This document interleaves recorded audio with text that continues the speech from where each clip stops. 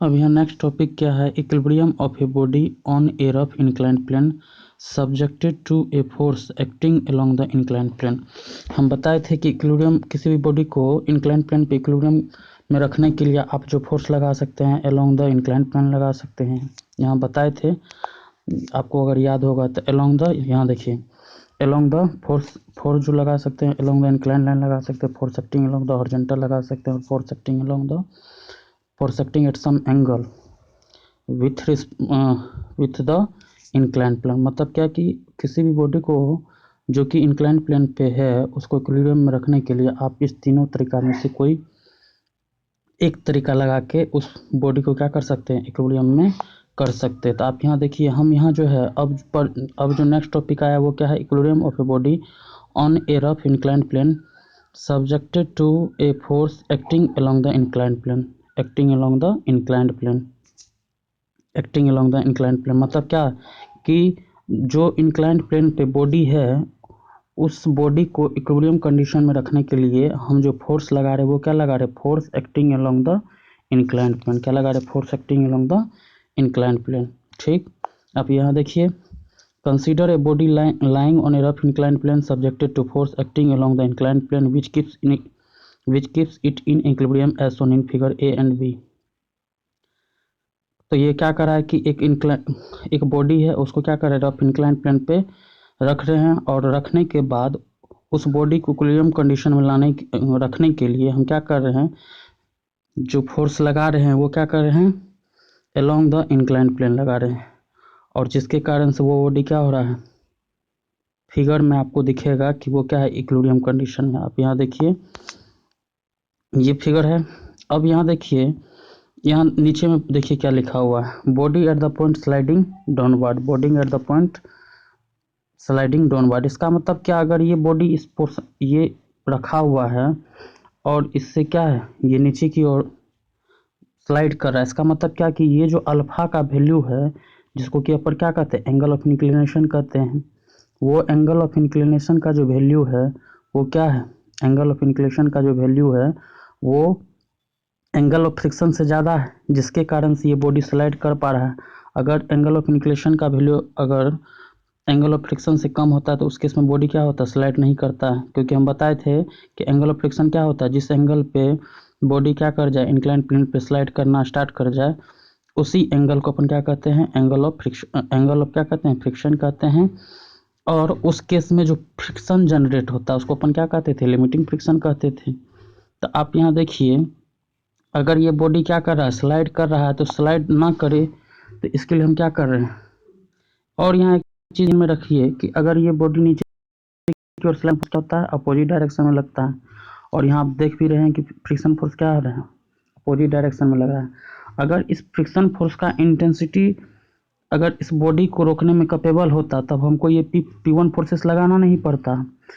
इसका मतलब क्या है कि इस F1 का इंटेंसिटी इतना नहीं है, इस F1 का इंटेंसिटी इतना भी नहीं है जो कि इसके द्वारा जो फोर्स लग रहा है उसको क्या कर दे, मेंटेन करके रखे, ताकि ये बॉडी क्या हो रखे, इक्विलिब्रियम कंडीशन में रहे।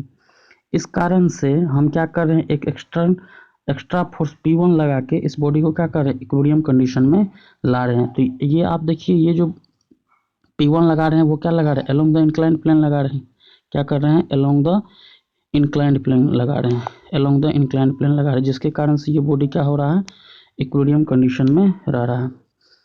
अब यहाँ देखिए दूसरा केस क्या है, body at the point of sliding upward, body at, यहाँ पढ़िएगा तो क्या है, body at the point sliding upward. तो अगर ये बॉडी स्लाइड कर रहा है अपवर्ड की तरफ, किसके कारण से अपवर्ड की तरफ स्लाइड कर रहा है, P2 लगाने के बाद ये अपवर्ड की तरफ स्लाइड कर रहा है, अदरवाइज ये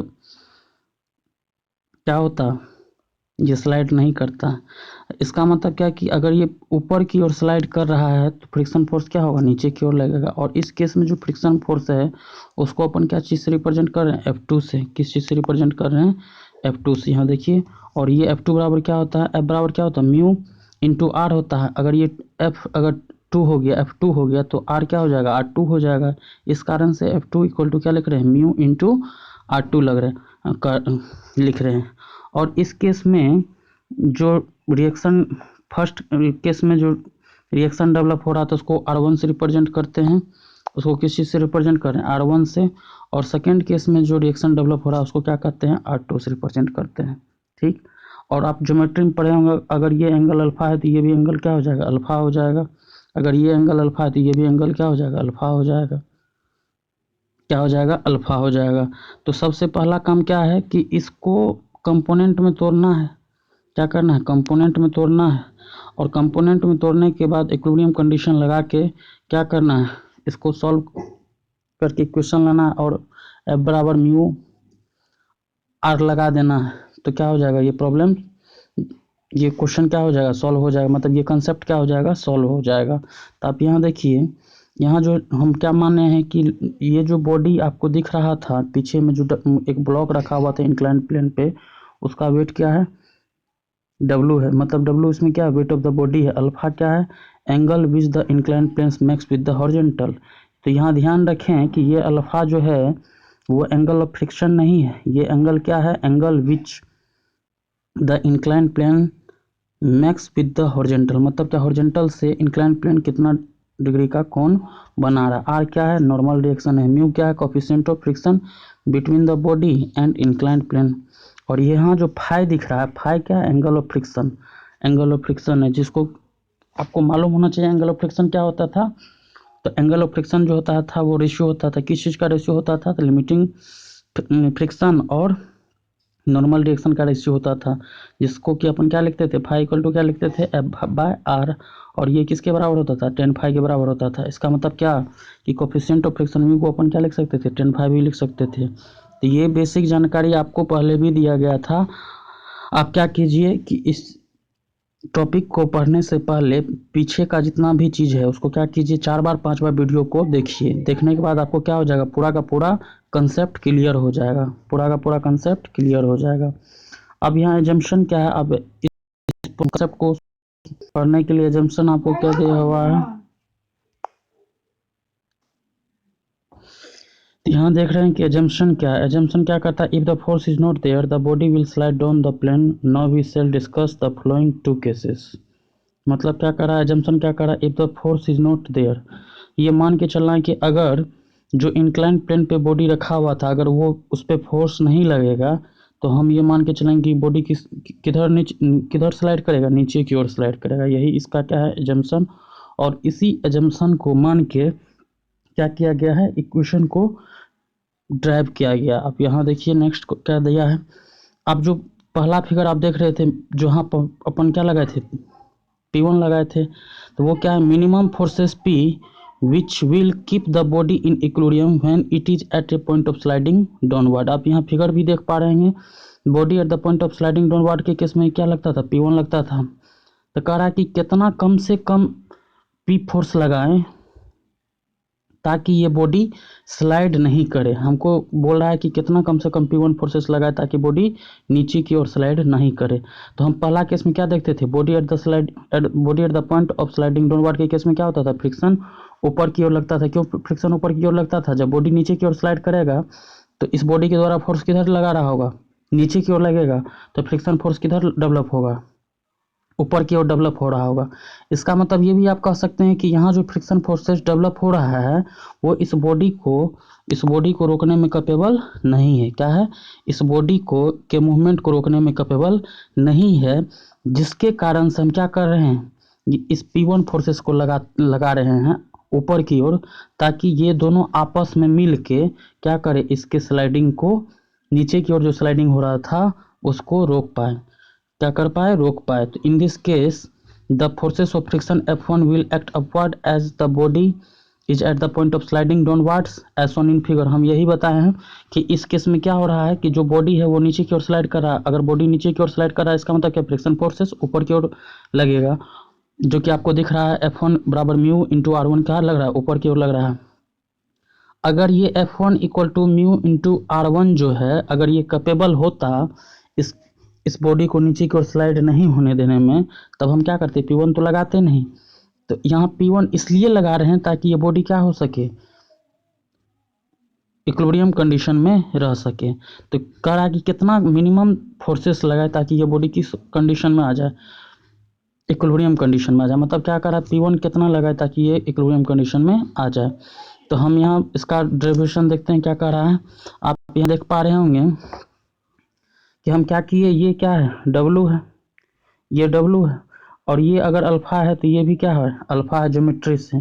तो अगर इसका हम कंपोनेंट देखें तो अलोंग द प्लेन एक कंपोनेंट होगा, एक परपेंडिकुलर टू द प्लेन होगा कंपोनेंट। तो ये जो है एंगल कितना का बना रहा है, अल्फा का। अगर ये W है तो ये W कॉस क्या हो जाएगा, W कॉस फिर अल्फा हो जाएगा, और ये क्या हो जाएगा, W साइन अल्फा हो जाएगा। मतलब क्या कि W साइन अल्फा का जो वैल्यू है उसको कौन बैलेंस कर रहा है, P1 और F1 मिल के बैलेंस कर रहा है। मतलब P1 plus F1 equal to क्या हो जाएगा, W साइन अल्फा हो जाएगा। दूसरा आप यहाँ दूसरा क्या हो जाएगा, R1 किसको बैलेंस कर रहा होगा, W कोस अल्फा को भी बैलेंस कर रहा होगा। तो यही हम यहाँ दिखा पा रहे हैं। आप यहाँ देखिए, इस फिगर में देखिए, जब इसको हम क्या किए, कंपोनेंट में तोड़े तो ये क्या हो जाएगा, एक हो जाएगा W कोस अल्फा, एक हो जाएगा W साइन अल्फा। दिख पा रहे हैं ये जो लग रहा है।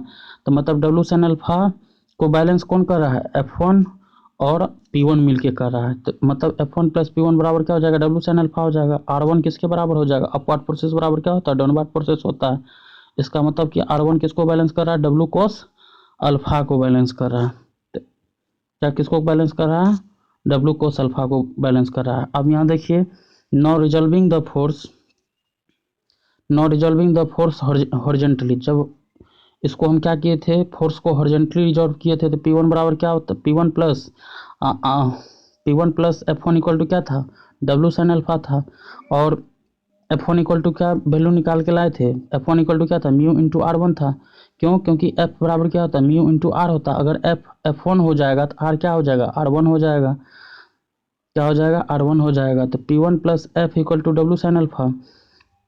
इसका मतलब क्या कि अगर P1 का वैल्यू निकालेंगे तो क्या हो जाएगा, W sine alpha minus F1, और F1 का वैल्यू क्या है, म्यू इंटू R1 है। इस कारण से हम यहाँ देख रहे होंगे P1 इक्वल टू क्या लिखे हैं, W sine alpha minus mu into R1। अब क्या कर रहे हैं, ये जो रिजॉल्विंग, अब नेक्स्ट पार्ट क्या है, रिजॉल्विंग द फोर्स वर्टिकली। तो जब रिजॉल्विंग द फोर्स वर्टिकली कर रहे थे तब उस केस में क्या हो रहा था, यहाँ देखिए, ये R1 किसके बराबर हो जाएगा, W कॉस अल्फा के बराबर हो जाएगा। इसी कारण से हम यहाँ क्या लिखे हैं, R1 इक्वल टू क्या लिखे, W कॉस अल्फा लिखे हैं, और इसको इक्वेशन 2 माने हैं, और ऊपर वाले को इसको इक्वेशन 1 माने, और इस इक्वेशन को क्या माने, इक्वेशन 2 माने हैं। तो putting the value of R1 in equation 1 then we get. मतलब क्या कर रहा है कि R1 बराबर जो आप निकाले हैं W कॉस अल्फा, अगर उसका वैल्यू हम क्या करें, यहाँ पे रख दें, इक्वेशन 1 में रख दे, P1 equal to W sine alpha minus mu into R1 में, तो क्या हो जाएगा, P1 equal to W sine alpha. यहाँ देखिए W साइन अल्फा है तो W sine alpha minus mu, और R1 का वैल्यू अभी क्या निकाले, W कॉस अल्फा। तो यहाँ रखेंगे W कॉस अल्फा, तो क्या हो जाएगा, P1 इक्वल टू क्या हो जाएगा, P1 इक्वल टू हो जाएगा W sine alpha minus mu into W cos alpha. तो यहाँ देखिए W दोनों जगह पे है, तो W हम क्या कर रहे हैं, कॉमन ले रहे हैं। तो जब कॉमन लेंगे तो क्या हो जाएगा, तो कॉमन लेंगे तो क्या हो जाएगा, W into sine alpha minus mu cos alpha.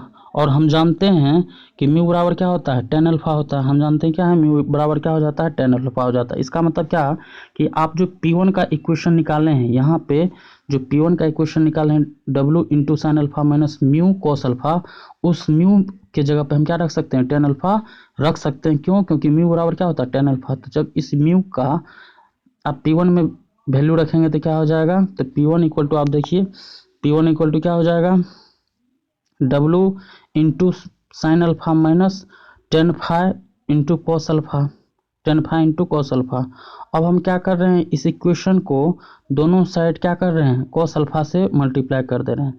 तो जब कॉस अल्फा से मल्टीप्लाई कर देंगे तो यह क्या हो जाएगा, P1 कॉस अल्फा हो जाएगा, इक्वल टू क्या हो जाएगा, W इंटू साइन, इसमें भी गुना करना पड़ेगा और इसमें भी गुना करना पड़ेगा। तो W into sine alpha into cos alpha minus, और टेन अल्फा ये जो टेन फाइव है, टेन फाइव क्या हो जाएगा, तो टेन फाइव हो जाएगा आपका साइन फाइव अपन में कॉस फाइव। तो अगर कॉस फाइव से इसमें मल्टीप्लाई करेंगे तो कॉस फाइव से कॉस फाइव कैंसिल हो जाएगा, तो ऊपर में क्या बचा, sine five into cos alpha. ठीक, sine five into cos alpha. तो P1 into cos five equal to क्या हो गया, W। अब यहाँ देखिए P1 into cos phi equal to क्या आया है, P1 into cos phi equal to जो लाए हैं इक्वल टू क्या लाए हैं, W into sine alpha cos phi minus sine phi cos alpha. तो ये आपको कैसा दिख रहा है, साइन ए माइनस बी के जैसा दिख रहा है। तो साइन ए माइनस बी क्या होता है, sine A cos B minus cos A sine B. तो हम इस पूरा को इतना पोर्शन को हम क्या लिख सकते हैं, साइन अल्फा माइनस थीटा लिख सकते हैं। यहाँ हम फार्मूला भी लिख दिए हैं तो देख सकते हैं। इसका मतलब P1 into cos alpha equal to क्या हो जाएगा, W sine alpha minus five. क्यों अल्फा माइनस को आप क्या कर सकते हैं, इतना पोर्शन को आप क्या लिख सकते हैं, साइन अल्फा माइनस फाइव लिख सकते हैं। इसका मतलब क्या, इधर देखिए तो P1 बराबर क्या हो जाएगा, इधर कॉस फाइव क्या है गुना में, तो उधर जाएगा तो भागा में हो जाएगा। तो P1 बराबर क्या हो गया, W into sine alpha minus five upon में कॉस फाइव। या इसीलिए हम क्या लिखते हैं, P1 equal to W into sine alpha minus five upon में कॉस फाइव। तो ये आपको क्या करना है, मगअप कर लेना है, मतलब क्या याद करके रखना है।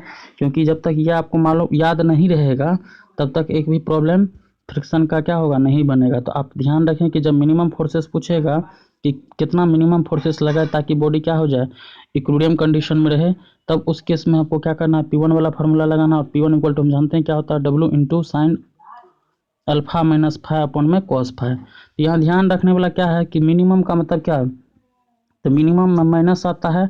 अगर मैक्सिमम पूछेगा तो यहाँ माइनस की जगह पे क्या हो जाएगा, प्लस हो जाएगा। क्या हो जाएगा, प्लस हो जाएगा। तो आप यहाँ देखिए नेक्स्ट, अगर करा maximum force P2 which will keep the body in equilibrium when it is at the point of sliding upward, when it is at the point of sliding upward. अब यहाँ देखिए अब क्या कर रहा है कि मैक्सिमम से मैक्सिमम कितना फोर्सेस लगा सकते हैं ताकि बॉडी क्या हो जाए, ताकि बॉडी क्या हो जाए, इक्विलिब्रियम कंडीशन में आ जाए। तो हम यहाँ देखिए ये जो है बॉडी P2 फोर्सेस के लगाने के कारण से बॉडी क्या होगा, ऊपर की ओर जाएगा। तो जब ये ऊपर की ओर जा रहा है इसका मतलब क्या, मतलब कि अगर इस बॉडी को ऊपर की ओर ले जा रहे हैं और वो ऊपर की ओर जा रहा है किस फोर्सेस के कारण से जा रहा है, P2 फोर्सेस के कारण से जा रहा है। तो आपको मालूम होना चाहिए कि ये जो अल्फा का वैल्यू है जिसको कि आप एंगल ऑफ इंक्लिनेशन कहते हैं, क्या कहते हैं, एंगल ऑफ इंक्लिनेशन कहते हैं, उसका वैल्यू क्या है, एंगल ऑफ फ्रिक्शन से कम है। अगर एंगल ऑफ फ्रिक्शन से कम है इसके कारण से ये क्या कर रहा है, नीचे की ओर स्लाइड नहीं कर रहा है, नीचे की ओर स्लाइड नहीं कर रहा है। और अगर इसको आप ऊपर की ओर ले जा रहे हैं तो आपको क्या करेगा, फ्रिक्शन फोर्स F2 जो है वो नीचे की ओर लगेगा। तो यही लिखिए, body at the point of sliding upward के केस में क्या हो रहा है, फ्रिक्शन फोर्स जो है म्यू इंटू R2 वो नीचे की ओर लग रहा है, क्योंकि बॉडी किधर मूव कर रहा है, ऊपर की ओर मूव कर रहा है। ये आपको ध्यान में रखना है। तो यहाँ लिखा हुआ इन this case the force of friction F2 will act downward as the body is at the point of sliding upward as shown in figure above, as shown in above figure। मतलब क्या कर रहा है कि बॉडी जो है ऊपर की ओर मूव कर रहा है और ये बॉडी ऊपर की ओर मूव करने के कारण से क्या कर पा रहे हैं, ये बॉडी जो है ऊपर की ओर मूव कर रहा है।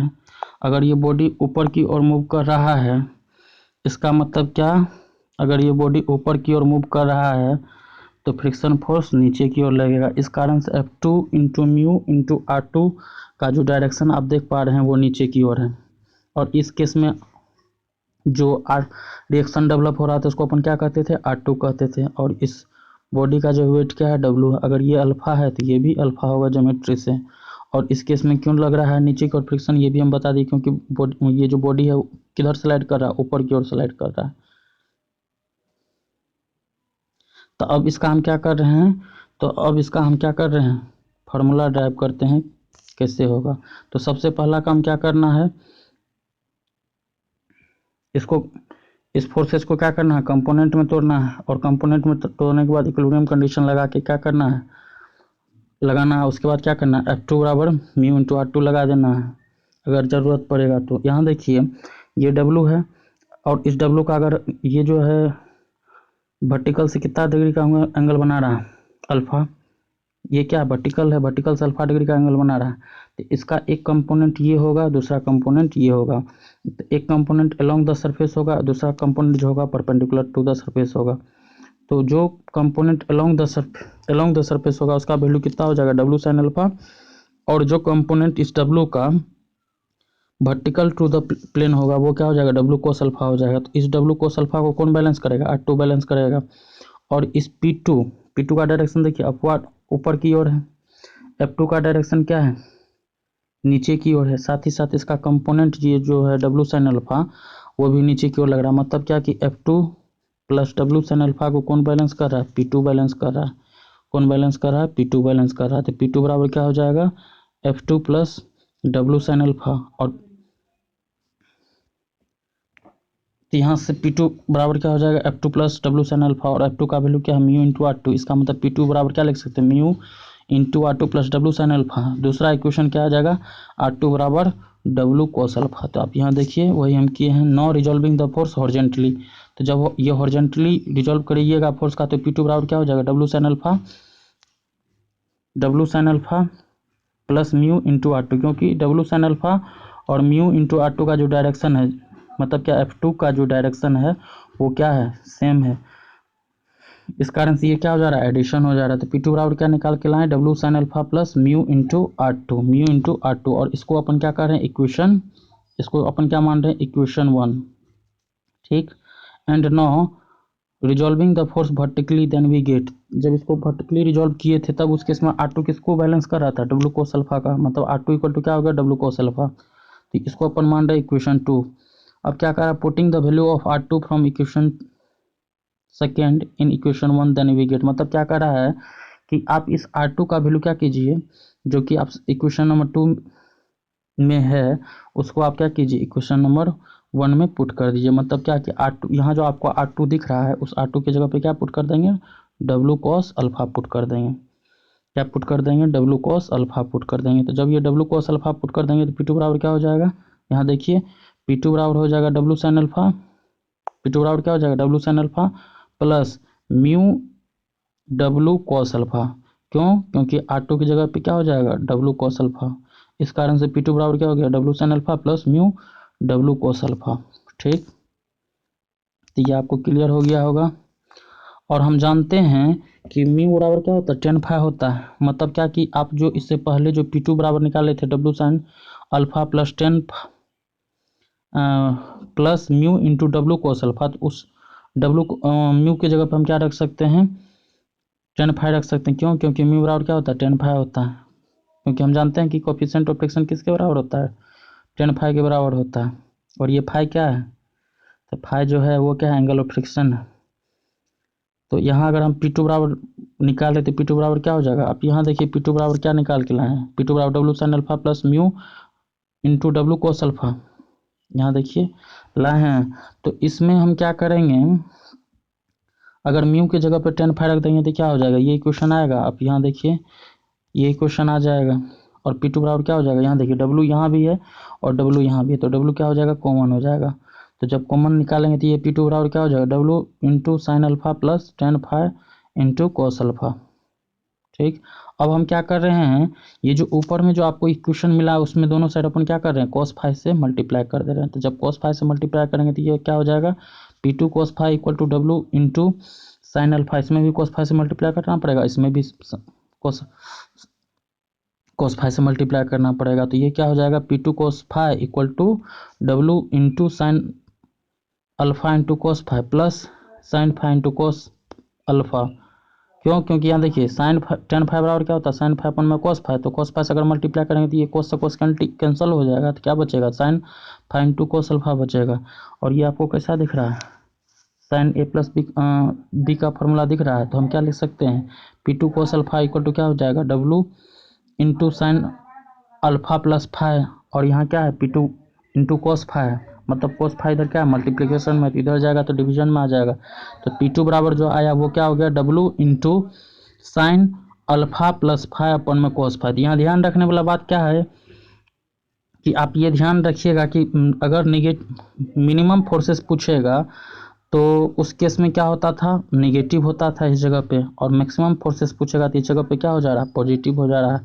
तो ये ध्यान में रखें कि मिनिमम पूछेगा नेगेटिव और मैक्सिमम पूछेगा तो पॉजिटिव। इस कारण से P2 का वैल्यू यहाँ क्या निकाल के लाए हैं, W into sine alpha plus phi अपन में कॉस फाई। तो ये दोनों फार्मूला क्या करना है, याद कर लेना। जब भी मैक्सिमम पूछेगा तो वो वाला ये वाला फार्मूला लगाएंगे, और मिनिमम पूछेगा तो यहाँ प्लस के जगह पे क्या कर देना, बस माइनस कर देना है, बस माइनस कर देना है, और आपका प्रॉब्लम क्या हो जाएगा, सॉल्व हो जाएगा।